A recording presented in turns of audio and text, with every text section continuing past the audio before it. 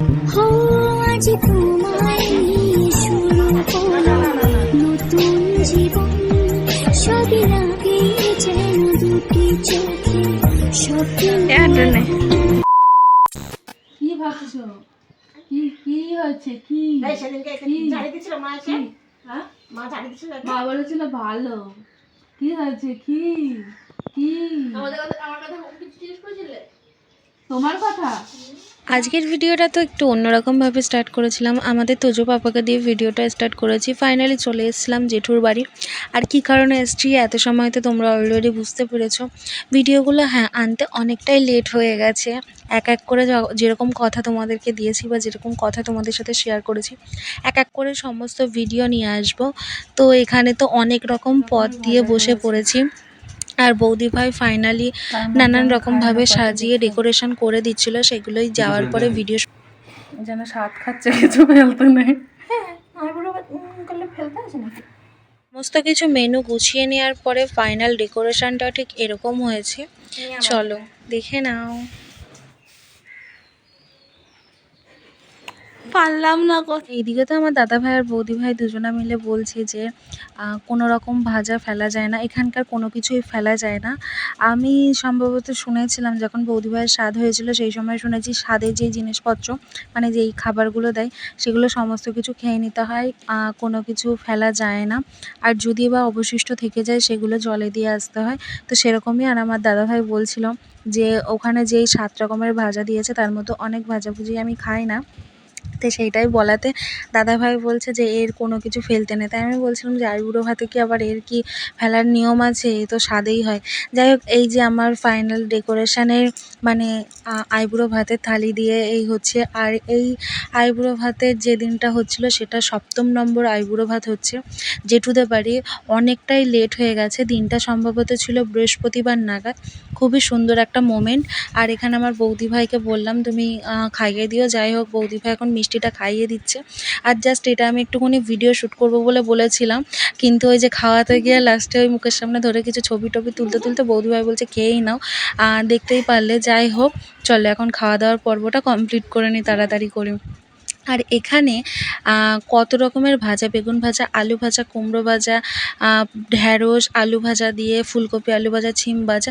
আর বৌদিভাই কি একটা বড়া করে দিয়েছিল, সেটাও একটা মনে হয় সম্ভবত কুমড়োর বড়া। আমার ঠিক সেই সময় বলেছিল, আমার ঠিক খেয়াল হয়নি।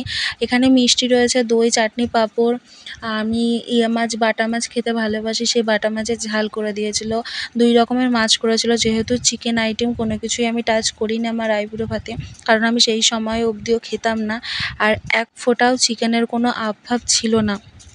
বেশ মানে আমি সেটাই বলছি যে ভাজাভুজি দিয়েই তো আমার অর্ধেকটা খাওয়া যাবে। ও আর একটা কথা তোমাদেরকে বলতেই ভুলে গেছি, ডালও ছিল।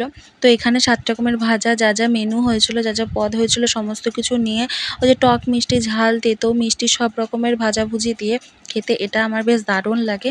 আর এখানে একটু সাজানোর জন্য বৌদি ভাই লঙ্কাও দিয়ে দিয়েছিল, যদিও আমি লঙ্কা খেতাম না, ওই ডেকোরেশনের জন্য আর কি লঙ্কা ছিল। বেশ খুবই সুন্দর একটা পরিবেশ ছিল। আর সাথে গেছিলো, আমার সাথে গেছিলো আমার ছোটো বোন, ওকে নিয়ে গেছিলাম যেহেতু একা একা যেতে নেই ওই জন্য। আর ওই দিনটা না অনেকটা পরিমাণে লেট হয়ে গেছিলো। অনেক লেট হয়ে যাওয়া বলতে আমাকে দুপুরবেলা যাওয়ার কথা বলেছিল, কিন্তু বাড়ির কাজ গুছিয়ে টুছিয়ে উঠতে অনেকটাই সময় বেরিয়ে গেছিলো। প্রায় যখন গেছিলাম মনে হয় 2:30 পৌনে 3টে নাগাদ। আর ওই দিন বৌদি ভাইও আমার জন্য বসেছিল যে আসবে, দেবে, তারপরে খাবো। সমস্ত রান্না টান্না সব কিছুই বৌদি ভাই গুছিয়ে দিয়েছে, বৌদি ভাই করেছে। আর রান্নাগুলো ছিল দারুণ, খুবই সুন্দর লেগেছে, খুবই ভালো লেগেছে। রান্নার কোনো তুলনাই হবে না। যাই হোক, তো বেশ এই মাখা ভাতটা খেতে প্রচুর পরিমাণে ভালো লাগে, কারণ একটু টক, ঝাল, মিষ্টি, নোনতা সমস্ত কিছু থাকে। আর যাই হোক, সমস্ত মানে ওই উপকরণ দিয়ে ভাতটা খেয়ে নিলাম, ভালো লাগছে। চলো একেবারে খাওয়া দাওয়ার পর্ব কমপ্লিট করে বাড়ির দিকে যাওয়া যাক। Hello everyone, welcome back to this channel. কেমন আছেন তোমরা সবাই? আই হোপ সকলে খুব ভালো আছে, সুস্থ আছে। আমরাও বেশ ভালো আছি আর সুস্থ আছি। আচ্ছা চলো আগে সকলে সুস্থ কামনা করে এখন থেকে আমি আমার ব্লগটা স্টার্ট করছি। আই হোপ আজকের এই ব্লগটি দেখতে তোমাদের বেশ ভালো লাগবে।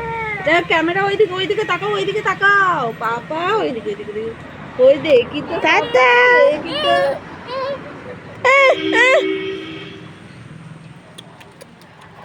তোর মাসির মালা, মাসির মালা তোর মাসি কিনে 2,000 years later.